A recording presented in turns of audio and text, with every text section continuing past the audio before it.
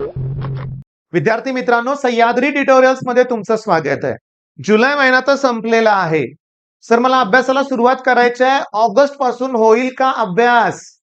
जर तुमच्या मनात आलंय सुरुवात करायची आहे, तर मग होणार, माझ्यावर विश्वास ठेवा. आतापर्यंत हजारो नाही लाखो मुलांना मी गाईड केलंय. अगदी शेवटच्या एका महिन्यात काही क्षणाला तर असं झालंय की उद्या मॅथ्सचा पेपर आहे, आदल्या दिवशी एखादा स्टुडंट माझ्याकडे आलाय, एखादे पालक आलेत माझ्याकडे घेऊन, सर उद्या मॅथ्सचा पेपर आहे, मुलगा माझा तणावात आहे, निदान पास होईल असतं काहीतरी त्याला शिकवा. मी तुम्हाला सांगू का, लक्षात घ्या, त्यावेळेस मी कुठल्याच गोष्टीचा विचार करत नाही. मी घेतलाय अशा मुलांचा अभ्यास आणि अजून तर आपल्याकडे पुष्कळ वेळ आहे. पण माझ्या काही अटी आहेत बरं का, लक्षात घ्या, की या वर्षी गणपती, दिवाळी, दसरा, काय माझं मला काय म्हणायचं असेल असं इमॅजिन करा बघू, मी काय सांगणार आहे तुम्हाला. तर या वर्षी आता गणपती येत आहेत, साजरा उत्सव करायचाच आहे, लक्षात घ्या. 100% आपण सेलिब्रेशन करणार आणि वर्षभर वाट बघतोय गणपतीची. पण अभ्यास करून मी दरवर्षी काय बघितलंय माहितीये का, की माझ्याकडे ना अगदी वसई, पालघर, धुळे, जळगाव लांबून मुलं येतात माझ्याकडे ऑफलाईन साताऱ्यात येतात मुलं.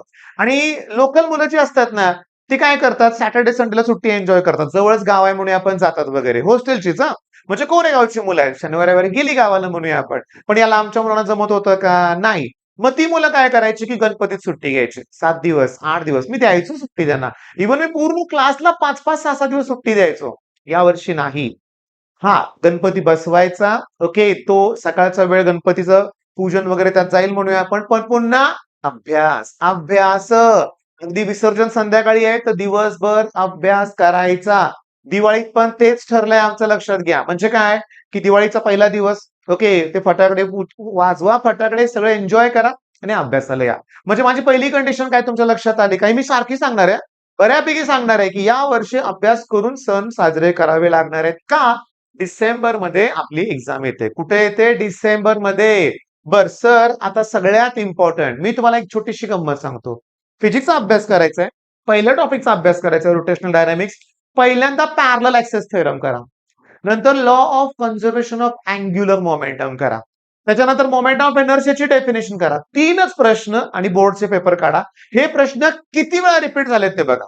आणि त्यात अजून एक प्रश्न ऍड करू का, व्हर्टिकल सर्क्युलर मोशन आणि vehicle along horizontal curve road. अरे सर, तुम्ही प्रश्न वाढवत नाही लागलाय. हो, पण ते सोपे आहेत. युट्यूबवर सर्च करा. युट्यूबवर राहू दे, मी तुम्हाला सांगतो ऍप, तुम्हाला ऍप तर डाउनलोड करावा लागेल. लक्षात घ्या, तुम्हाला अभ्यास करायचा आहे ना, तर ऍपवर मी 100+ फ्री व्हिडिओ दिलेत. प्ले स्टोअर वरून सह्याद्री ट्युटोरियल हे ऍप डाउनलोड करा. बर, आता सगळ्यात महत्वाचं, की मी तुम्हाला सांगतो की 1 ऑगस्ट पासूनच मी तुमच्यासाठी 90 डेज स्टडी प्लॅन देणार आहे. बर, त्या दिवशी जे टार्गेट दिले ते तुम्हाला कंप्लीट करावं लागेल. आणि सगळ्यात महत्वाचं सर, बॅकलॉग. आता सगळ्यात इम्पॉर्टंट सांगतो, व्हिडिओ लेक्चर बघत असताना तुम्ही ते क्वेश्चन सगळे आता लिहायला वेळ नाहीये. म्हणजे माझ्या एकेका लेक्चरमध्ये मी 20-20, 25-25, 30-30 PYQs घेतलेत. लिहून घ्यायला आता वेळ नाहीये. मग काय करायचंय, 1.25 1.5च्या स्पीडनं लेक्चर्स बघा. पण जो गोष्ट तुम्हाला अडतोय, ज्याच्यावर तुम्हाला डाऊट आहे, तिथं मात्र ते लिहून घ्यायचे. म्हणजे तुमच्या नोट्स तयार करा. काय तयार करा? नोट्स. ओके, म्हणजे पहिली कंडिशन मी काय सांगितलं, की शॉर्ट नोट्स तयार करायला सुरुवात करायच्या. शॉर्ट नोट, अगदी शॉर्ट नोट आपल्याला बनवायच्या आहेत, हे लक्षात घ्या. ओके, म्हणजे काय होतंय, कॉन्फिडन्स यायला लागतो, लक्षात घ्या. बरं, या 90 डेज स्टडी प्लॅन मध्ये मी असा प्लॅन बनवला, लक्षात घ्या, की आठवड्यात 1 ते 2 दिवस तुम्हाला रेस्ट पण मिळते. ओके, म्हणजे तुम्हाला टेस्ट देण्यासाठी पण वेळ मिळतोय. Topic wise test, group test, आणि सगळ्यात इम्पॉर्टंट काय करायचं आहे, की त्या 90 डेज मध्ये मला 11 सुद्धा फिनिश करायचं आहे. काहीही करून हे मॅनेज करायचं आपल्याला, काहीही करून. सांगतो, युनिट टेस्ट, सेमिस्टर, प्रिलिम, हे सगळ्या गोष्टी या दरम्यान येत राहणार आहेत. ओके, तरी देखील मग हे शेड्यूल काय इम्पॉर्टंट आहे, कारण या शेड्यूल नंतर बघा, मी ऑगस्ट, सप्टेंबर, ऑक्टोबर या 3 महिन्यानंतर तुम्हाला नोव्हेंबर महिना पूर्णपणे मिळणार आहे आणि डिसेंबर महिन्याचे 15 दिवस मिळणार आहेत. आणि या 45 डेज मध्ये तुमची फर्स्ट रिव्हिजन होणार आहे. लक्षात घ्या. अशा वेळेस 90% मुलांनी अभ्यासाला सुरुवात पण केली नाही, तेव्हा तुम्ही अभ्यास करून रिव्हिजन स्टार्ट करणार आहे. म्हणजे उरलेल्या 10%च्या पण पुढे जाणार आहे.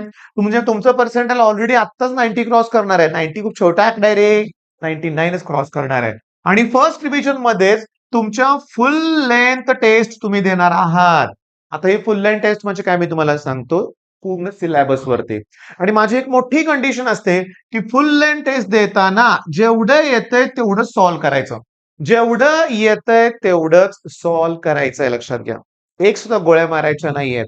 आणि एकही गोळी न मारता तुमचा स्कोर 200 पैकी 60 येत असेल, एकही गोळी न मारता तुमचा स्कोर 200 पैकी 60 येत असेल, तुमचा स्कोर 200 पैकी 60 येत असेल, लक्षात घ्या, तर तुमचे 95 पर्सेंटाईल फिक्स आहेत.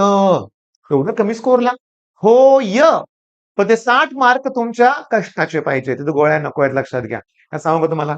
200 पैकी 60 पडतात, त्याच्यावर तुम्ही 70 प्रश्न तरी अटेम्प्ट केले असतील किंवा 70 पेक्षा कमीच, कारण मॅथ्स पण असतं त्याच्यामध्ये. मग अजून म्हणजे तुम्हाला याचा अर्थ तेवढेच क्वेश्चन्स अटेम्प्ट करायचे राहिलेत. आणि मग त्यात जर आपण प्रोबॅबिलिटी वापरली, अंदाजपंच सोडवलं, आपण लॉजिकल थिंकिंग वापरून सोडवलं, तर यात अजून 30 मार्क वाढू शकतात. होय. आणि 90 स्कोर म्हणजे 95 जवळच पर्सेंटाईल येतं, हे लक्षात घ्या. ओके. म्हणजे स्टडी सगळ्यात महत्वाचं काय? Full length test. Study plan मध्ये सगळ्यात महत्वाचं काय आहे सांगा? फुल लेंथ टेस्ट, बाळांनो, लक्षात घ्या. आणि रिव्हिजन इम्पॉर्टंट आहे. आता मला एक सांगा ना, पहिली गोष्ट म्हणजे तुम्ही काय करणार आहे, की 90 डेज प्लॅन मध्ये सिलेबस संपवून तुमची एक रिव्हिजन होणार आहे. नंतर डिसेंबर मध्ये तुम्ही कुठली एक्झाम देणार आहे? सीईटीची एक्झाम देणार आहे, बरोबर आहे. आणि डिसेंबर मध्ये सीईटीची एक्झाम दिल्यानंतर तुम्हाला पूर्ण वेळ बोर्डसाठी द्यावा लागणार आहे. आणि जर सीईटीची एक्झाम सोपी गेली, चांगल्या मार्काचा एक कॉन्फिडन्स आला, तर तो कॉन्फिडन्स तुम्हाला बोर्डमध्ये पण पुढे घेऊन जाणार आहे. आणि यावेळी जर 50-50% रूल आला, तर आपला अभ्यास आत्ताच कम्प्लीट व्हायला लागलाय. बरं. आता बोर्ड प्लस सीईटी मॅनेज करताना तुम्हाला काय करायचं मी तुम्हाला सांगतो. फिजिक्सचे माझे 5 व्हिडिओ झालेत डेफिनेशनचे. माझे व्हिडिओचे 10 व्हिडिओ तयार आहेत. त्यात लॉस घेतलेत, जवळ-जवळ भरपूर लॉस घेतलेत. उरलेले लॉस पण यावेळेस कंप्लीट होतात, लक्षात घ्या. नंतर मी तुम्हाला सांगतो केमिस्ट्रीचे आपले लाईव्ह सेशन सुरू आहेत, लक्षात घ्या. मग त्यात आपण डेफिनेशन वगैरे सगळ्या गोष्टी कव्हर करतोय, न्यूमेरिकल कव्हर करतोय, एमसीक्यूज कव्हर करतोय. म्हणजे बोर्डची तयारी होतेच, लक्षात घ्या. आणि मॅथ्ससाठी मी तुम्हाला सांगतो थेरमवर फोकस करा बरं का. वेक्टरचे जवळ-जवळ ना 10 ते 15 थेरम आहेत. आदल्या दिवशी होणार नाहीत, हे लक्षात घ्या. कसं होईल सांगा बघू? मग मॅथ्सच्या पेपरला 1 किंवा 2 दिवस सुट्टी असणार आहे. जर तुमचा थेरमचा पार्ट अगोदर कव्हर असेल, तर त्या शेवटच्या रिव्हिजनला, फायनल एक्झामच्या वेळच्या रिव्हिजनला तुम्हाला फायदा होणार आहे. आता मी तुम्हाला एक्झामची स्ट्रॅटेजी सांगतो. इंग्लिशचा पेपर झाल्यानंतर 5 दिवस सुट्टी आणि फिजिक्स, 1 किंवा 2 दिवस सुट्टी आणि केमिस्ट्री. केमिस्ट्रीला 1 दिवस सुट्टी असली तर मॅथ्सला 2 दिवस असते. केमिस्ट्रीला 2 दिवस तर मॅथ्सला 1 दिवस सुट्टी असते आणि मॅथ्स. हा 2013 पासूनचा ठरलेला पॅटर्न आहे. तुम्ही म्हणाल सर कसं काय 5 दिवस सुट्टी? इंग्लिश नंतर मराठी, हिंदी, संस्कृत, उर्दू, जर्मन असले विषय असतात, लक्षात घ्या. आणि त्याच्यामुळे त्या विषयांच्या परीक्षेच्या वेळेस तुम्ही फिजिक्स पेपर ठेवू शकत नाही ना. तर 5 दिवस सुट्टी. पण तुमचं मराठी, हिंदी असेल तर तो मध्ये येणार आहे बरं का, लक्षात घ्या. आमचा प्लॅन काय? की इंग्लिशचा पेपर झाला की त्या दिवशीच फिजिक्सचे सोपे 4 ते 5 टॉपिक संपवायचे. ओके. आता 1, 2, 3, 4, 5 दिवस सुट्टी आहे आणि नंतर फिजिक्स आहे. मग दुसऱ्या दिवशी पुन्हा 5 ते 6 टॉपिक. तिसऱ्या दिवशी सिलॅबस एंड. म्हणजे बघा, इंग्लिशच्या पेपर दिवशी 4 टॉपिक संपवले, नंतर उरलेलं संपवलं. अजून माझ्याकडे 3 दिवस आहेत. आणि या ह्याच्यात ना जवळ-जवळ मला 3 रिव्हिजन करायला वेळ मिळतोय आणि ते करून मी पेपरला जातोय. पेपर मग सोपाच जाणार आहे. सोपा नाहीच अवघड जाणार. मग त्या कॉन्फिडन्स मध्येच मगाशीच बोललो. सोपा गेल्यानंतर केमिस्ट्रीचं काही टेन्शन नाही, कारण केमिस्ट्रीची तयारी आता या 90 दिवसात करायची आहे. केमिस्ट्रीला कमी वेळ आहे माहिती आहे ना आपल्याला, 16 टॉपिक आहेत ना. मग 4D स्ट्रॅटेजी तुम्हाला माहिती आहे ना. डेफिनेशन, डायग्राम, डिस्टिंग्विश, डेरिव्हेशन आणि लॉज म्हणूया आपण. ओके. एवढं कव्हर केलं अगोदर परफेक्ट. तर मग मला काय करतोय, न्यूमेरिकल आणि ऑर्गॅनिक केमिस्ट्रीला मला त्यावेळेस वेळ मिळतोय. मग 1 दिवस पण मला सफिशियंट राहतो बघा, लक्षात घ्या. पण तसं नसेल, मुलं चुकतात कुठं बघा. इंग्लिशचा पेपर नंतर आल्यानंतर काय लिहिलंय वाचा. रिलॅक्स. 5 दिवस सुट्टी आहे. रिलॅक्स. 1, 2, 3, 4, 5 फिजिक्स. 5 दिवस कोण करते फिजिक्स? मग एक काम करूया. पहिल्या दिवशी मॅथ्स करूया, दुसऱ्या दिवशी पण मॅथ्स करूया, तिसऱ्या दिवशी किंवा मॅथ्स केमिस्ट्री करूया, इथं केमिस्ट्री करूया. ओके. आणि इथून मग 2 दिवसात होईल की फिजिक्स. काय होतं माहितीये का? ह्यात तुमचं मन काय म्हणतंय? आता कुठं मॅथ्स आहे? आपण निवांत करूया. निवांत ना, गडबड नको करायला, असं तुमचं मन म्हणतं. इथं पण तसंच आहे. तुम्ही रिलॅक्स मोडमध्येच अभ्यास करता आणि जेव्हा फिजिक्स स्टार्ट करता ना, तेव्हा तुम्हाला कळतं कुठल्यातरी तुमच्या एका मित्राचा सिलेबस संपलाय आणि तो रिव्हिजन करतोय. आणि तुमची सुरुवात, मग तणाव यायला लागतो. 2च दिवस उरले, 16 टॉपिक नाहीत होत परफेक्ट. तणाव, तणाव आणि फिजिक्सचा पेपर अवघड गेला, की त्या तणावातच ना फिजिक्सच्या पेपर नंतर एकच दिवस सुट्टी, ओके आणि केमिस्ट्री असतो. मग तो दिवस रडण्यात गेला, रडण्यात मुलींचा रडण्यात जातो पेपर अवघड गेला तर. तर नेक्स्ट डेला कळतं की अरे एकच दिवस उरला, उद्याच केमिस्ट्री आहे, 16 टॉपिक कसे होणार? पुन्हा तणाव आणि त्या तणावात पुन्हा मॅथ्स पण अवघड जातो आणि बोर्ड अवघड गेलं की सीईटीचा पुढचा अटेम्प्ट पण अवघड जाणार आहे. हे टाळण्यासाठी आपली स्ट्रॅटेजी वापरायची. काय? तर या 90 दिवसातच केमिस्ट्री इतकं परफेक्ट करा या मेथडनं की एका दिवसात व्हायला पाहिजे. फिजिक्सला 5 दिवस सुट्टी असते, 5ही दिवसात फिजिक्सच करायचं हे लक्षात घ्या. माझं ऐकायचं, माझ्या अनुभवातून सांगतोय. जो पेपर असेल, मग त्याला 5 नाही 10 दिवस सुट्टी असू दे, त्याच पेपरचा अभ्यास करायचा. तर दुसरा कुठलाही घेतलं तर ते व्यवस्थित होत नाही. तुमचं काही तुमच्या मनाचं ऐकायचं नाही, तुम्ही लक्षात घ्या. माझं ऐकायचं लक्षात घ्या आणि मी तुमचं नुकसान कधीच करणार नाहीये लक्षात घ्या. मग बाळांनो आता मी तुम्हाला सांगतो लक्षात घ्या. जुलै महिना संपलाय, ऑगस्ट सुरू झालाय. आता तरी सीरियस व्हा.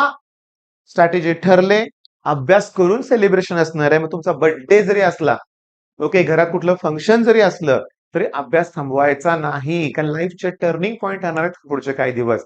मग मला तुमचा सपोर्ट हवाय, तो कॉमेंटमध्ये दिसला पाहिजे. येस सर म्हणला पाहिजे, लक्षात घ्या तुम्ही. आणि येस सर ज्याचं कॉमेंट आलंय ना, ते मला लक्षात येणार आहे, शेवटपर्यंत व्हिडिओ बघितलाय.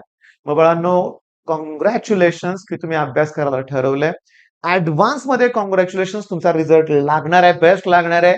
आणि एक लक्षात घ्या, प्रामाणिकपणे सगळ्या गोष्टी करणार आहे. त्यामुळं कायम सगळ्या चांगल्या गोष्टी आपल्या बाजूने होणार आहेत, लक्षात घ्या. All the best.